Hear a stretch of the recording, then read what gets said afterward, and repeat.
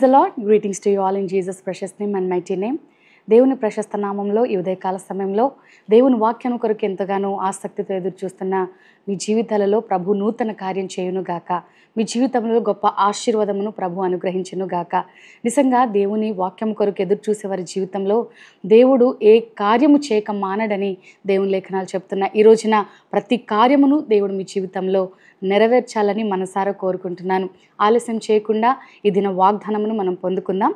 గ్రంథాలు తెరిచినట్లయితే యోహాను సువార్త 16వ అధ్యాయము 20వ వచనంలో చూసినట్లయితే మీ దుఃఖము సంతోషమగునని దేవుని లేఖనాలు చెప్తున్నాయి. హల్లెలూయా. మీ దుఃఖాన్ని ఈ రోజున ప్రభు సంతోషంగా మార్చబోతున్నాడు. నమ్మిన వారు దేవునికి స్తోత్రాలు చెప్దాం. హల్లెలూయా. ఈ ఉదయకాల సమయంలో ఇంత అద్భుతమైన మాట ద్వారా దేవుడు మన హృదయాల్లోనికి ఎందుకు వస్తున్నాడో తెలుసా?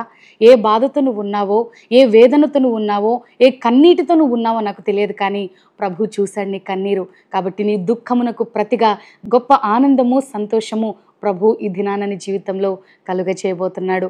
నమ్మిన వారు దేవుని మహిమను చూస్తారని దేవుని లేఖనాలు చెప్పినట్లుగా ప్రభు వాక్యాన్ని నమ్ముదాం, ఆయన కార్యాలను మనం పొందుకుందాం. నిజంగా ప్రియ దేవుని బిడ్డలారా, ఈ రోజున ప్రతి ఒక్కరిని కదిపితే ఎంతో దుఃఖంతో నిండిపోయిన వారే పైకి ఎంతో చక్కగా కనపడుతున్నా, ఎంతో మంచి వస్త్రాలు లగ్జరీస్గా బ్రతుకుతున్నట్లుగా కనపడుతున్న ప్రతి ఒక్కరి జీవితంలో వేదన, దుఃఖం అనేది సామాన్యం అయిపోయింది, కామన్ అయిపోయింది.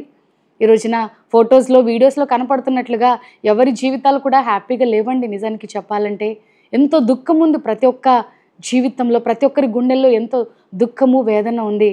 అయితే ప్రభు ఎంత మన మనసెరిగిన వాడు కదా. అందుకే ఈ రోజున ఉదయకాల సమయంలో ప్రభు నీతో వాగ్దానం చేస్తున్నాడు, నీ దుఃఖము సంతోషంగా మార్చబోతున్నానని. నమ్ము, దేవుని మాటలు నమ్మితే మనం కార్యాన్ని చూస్తాం. నిజమే ప్రియ దేవుని బిడ్డలారా, బైబిల్లో కూడా ఒక స్త్రీని మీకు గుర్తు చేయాలని ఇష్టపడుతున్నాను. తన జీవితంలో ఎంత దుఃఖం ఉందో, ప్రతిదినం ఎంతగా ఏడుస్తుందో తనకు తెలుసు, తన భర్తకు తెలుసు, దేవునికి తెలుసు. అనేక మార్లు ఎవరికి చెప్పుకోలేకుండా తనలో తాను వేదన పడుతూ, తనలో తాను కుమిలిపోతూ ప్రభు పాదాల దగ్గర ఏడ్చిన సంఘటన మనకు తెలుసు. ఆమె ఎవరో కాదు, హన్నా.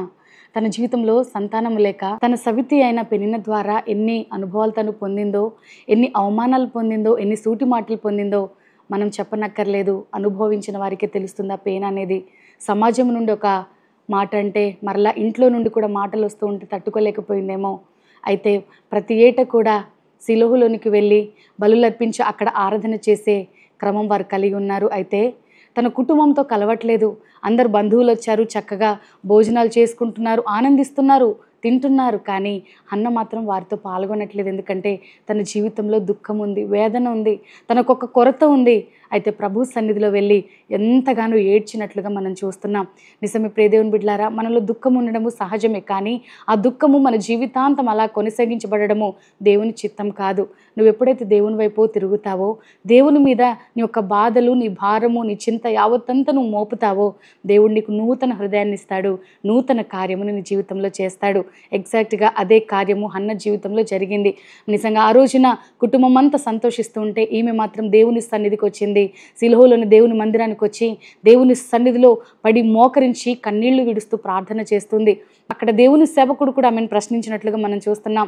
ఏమ్మా, చాలా సమయం నుండి నువ్వు ఆ విధంగా పడి మరి మౌనంగా ఉన్నావు, దేవుని సన్నిధిలో ఎక్కడికి వెళ్తలేదు, మరి నీ కుటుంబం అయితే అక్కడ ఆనందిస్తున్నారు కానీ నువ్వు మాత్రం ఇక్కడ ఉన్నావని అన్నప్పుడు, లేదు, నాకు ఒక కొరత ఉందయ్యా, నా జీవితంలో వేదన ఉంది, దుఃఖం ఉంది, దేవుడు నా దుఃఖాన్ని సంతోషంగా మారుస్తేనే కానీ నేను ఈ ప్రాంతం నుండి వెళ్ళనని నిజంగా ఆమె మాట్లాడుతూ ఉంది. నిజమే, ఆమె హృదయాన్ని ఎరిగిన దేవుడు సేవకుని ద్వారా ఆమెకు ఒక చక్కని వాగ్దానమును చేశాడు. నిజంగా వచ్చే ఏట ఈ పాటికి నీ జీవితంలో గొప్ప ఆశీర్వాదాన్ని నువ్వు పొందుకుంటావని చెప్పగానే సంతోషంతో కన్నీరు తుడిచి అప్పుడు వెళ్ళి అందరితో కలిసి ఆనందించినట్లుగా మనం చూస్తున్నాం. నిజమే ప్రియ దేవుని బిడ్డలారా, నీ జీవితంలో కూడా ఈ రోజున సంతానం అనే బాధే కాదు, నీ జీవితంలో ఎటువంటి బాధ ఉందో, ఎటువంటి వేదన ఉందో నాకైతే తెలియదు, కానీ ఉదయకాల సమయంలో ప్రభు నీకు సూటిగా మాట్లాడుతున్నాడు. ఈ రోజున నీ దుఃఖము సంతోషం అవ్వబోతుందని దేవాది దేవుడే మరి ఈ వాక్యం ద్వారా నీతో మాట్లాడుతూ ఉన్నాడు. మరొక మాటను మీకు చూపించడానికి ఇష్టపడుతున్నాను. ప్రకటన గ్రంథము 7వ అధ్యాయము 17వ వచనంలో చూసినట్లయితే, దేవుడే వారి కనుల నుండి ప్రతి బాష్ప బిందువును తుడిచివేయునట. హల్లెలూయా. ఈ మాట చాలండి మనకు. ఈ రోజున మనుషులు కాదు మనకు బాష్ప బిందువులు తుడిచేది, మనుషులు కాదు మన కన్నీరు తుడిచేది. మనుషులు తుడుస్తారు, పక్కన వెళ్ళి మాట్లాడుకుంటారు మన గురించి, కానీ వారు తుడిస్తే మనకు పరిష్కారం దొరకదు. కానీ ప్రభు మన కన్నీరు తుడిచాడంటే మన జీవితంలో మరి ఎన్నడూ కన్నీరు రాకుండా ఆయన చూసుకుంటాడు. ఒక కన్న తల్లి తండ్రి ఆ బిడ్డను కంటి రెప్పలాగా వారి బిడ్డను ఎలాగైతే చూసుకుంటారో, ఈరోజు నా ప్రభు బిడ్డలమండి మనము. ఆయన మనల్ని ఓదార్చాడంటే, ఆయన మన కన్నీరు తుడిచాడంటే మరి ఎప్పుడు కూడా మనం ఏడవకుండా, మన కంటి నుండి నీరు రాకుండా ఆయన కంటికి రెప్పల మనల్ని దాచుకునే దేవుడు. హల్లెలూయా. ఈ రోజున దేవుని వాక్యం సెలవిస్తుంది, ప్రభు ఈ రోజున ప్రతి బాష్ప బిందువును తుడిచే దేవుడు. ఎందుకు భయపడుతున్నావు ప్రియ అన్న, ప్రియ అక్క, ప్రియ తమ్ముడు, చెల్లి? ఏ విషయంలో భయపడుతున్నావు? ఏ విషయంలో బాధపడుతున్నావు? ఏడుస్తున్నావు? ఈ రోజున ప్రభు చూస్తున్నాడు నీ యొక్క వేదనని, నీ కన్నీటిని. అయితే భయపడకు, ధైర్యం తెచ్చుకో. నువ్వు దేవుని హస్తంలో ఉన్నావని మర్చిపోకు. దేవుడు నీ పక్షాన ఉన్నాడని మర్చిపోకు. దేవుడు నీ దుఃఖమును సంతోషంగా మార్చబోతున్నాడన్న విషయం మర్చిపోకు.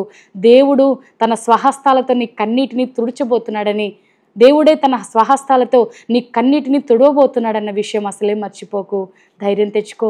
మరి హన్న జీవితంలో దేవుడు ఎంత గొప్ప కార్యం చేశాడు, నిజంగా ఊహించలేదు. మరి సారా, అబ్రహాము జీవితంలో వారు కూడా ఊహించలేదు. వృద్ధాప్యంలోనికి వెళ్ళిపోయారు.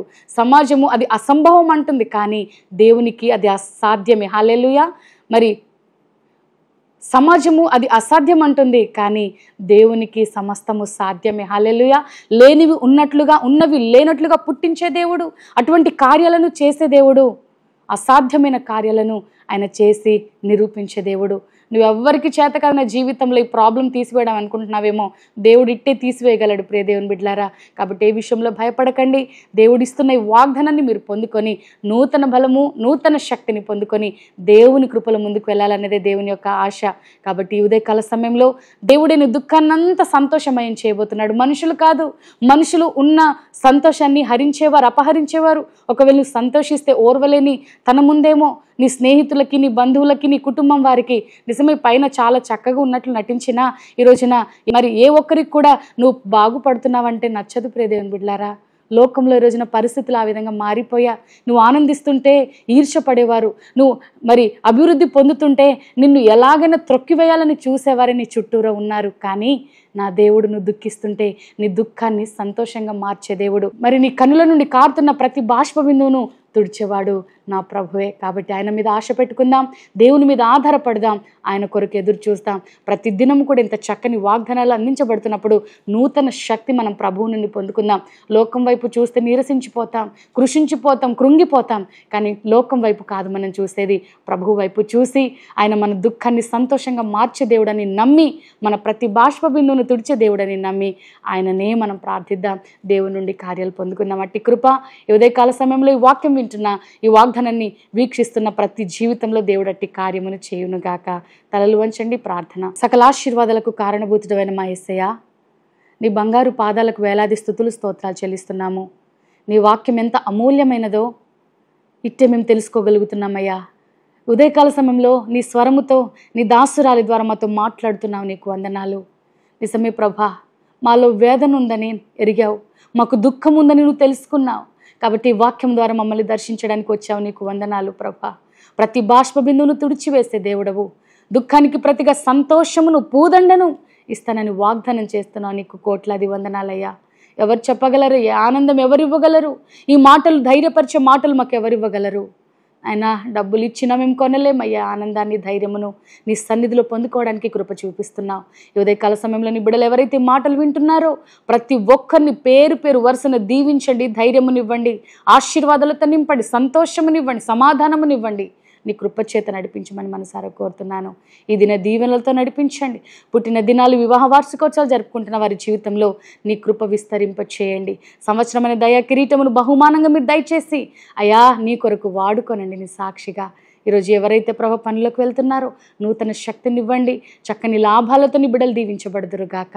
అయ్యా ప్రతి దుఃఖమును, కష్టమును తీసివేసి నూతన ఆశీర్వాదాలతో నీ కృపలతో నింపి నడిపించమని మనసారా కోరుతూ నజరేయుడైన యేసుక్రీస్తు అతి పరిశుద్ధ నామమున స్తుతించి ప్రార్థించి అడిగి వేడుకుంటున్నాము తండ్రి. ఆమేన్, ఆమేన్. కని విని ఎరుగని రీతిలో క్రైస్ట్ టెంపుల్ ఆధ్వర్యంలో గ్లోబల్ రివైవల్ కన్వెన్షన్ 2024 తేదీలు 2024 అక్టోబర్ 8, 9, 10 తేదీలలో అనగా మంగళ, బుధ, గురు వారములలో మొదటి సెషన్ ఉదయం 9 గంటలకు, రెండవ సెషన్ మధ్యాహ్నం 2 గంటలకు, మూడవ సెషన్ సాయంత్రం 6 గంటలకు. స్థలం SS convention hall, PVP mall ఎదురు వీధి, బందర్ రోడ్, విజయవాడ. ముఖ్య ప్రసంగికులు ప్రపంచవ్యాప్తంగా వాక్యమును అందిస్తూ బహుబలముగా వాడబడుచు కోట్లాది మందికి దీవెనకరంగా ఉన్న దైవజనులు, ఆత్మీయ తండ్రి గారు, అపోస్తులు జోసెఫ్ విజయ్ కుమార్ గారు ప్రతి ఒక్కరి కొరకు అభిషిక్త ప్రార్థనలు చేయుదురు. డాక్టర్ జాన్ వెస్లీ గారు మరియు శ్రీమతి బ్లెస్సీ వెస్లీ గారు శక్తివంతమైన సందేశాలు అందించి ప్రతి ఒక్కరి కొరకు ప్రత్యేక ప్రార్థనలు చేయుదురు. బిషప్ శామ్యూల్ పట్టా గారు, రెవరెండ్ మాథ్యూస్ వట్టిప్రోలు గారు, రెవరెండ్ డాక్టర్ బెన్నీ ప్రసాద్ గారు, బ్రదర్ ప్రవీణ్ పగడాల గారు, బిషప్ వి స్టీవెన్ గారు తదితరులు ప్రత్యేక వర్తమానములు అందించెదరు. 100 మంది క్రైస్ట్ టెంపుల్ గాయక బృందంచే అద్భుతమైన స్తుతి ఆరాధన. తెలుగు రాష్ట్రాలలో బహుబలంగా వాడబడుచున్న దైవజనులు, గాయని గాయకులు పాల్గొని దేవుని మహిమపరిచెదరు.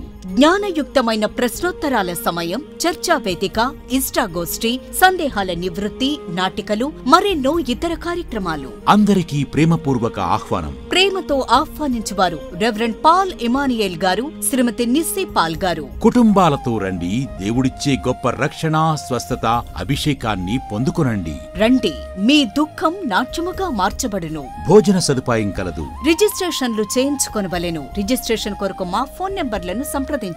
మరిన్ని వివరాలకు సంప్రదించవలసిన మా ఫోన్ నంబర్లు 88258839 మరియు 88600009. ప్రార్థించండి, పాల్గొనండి.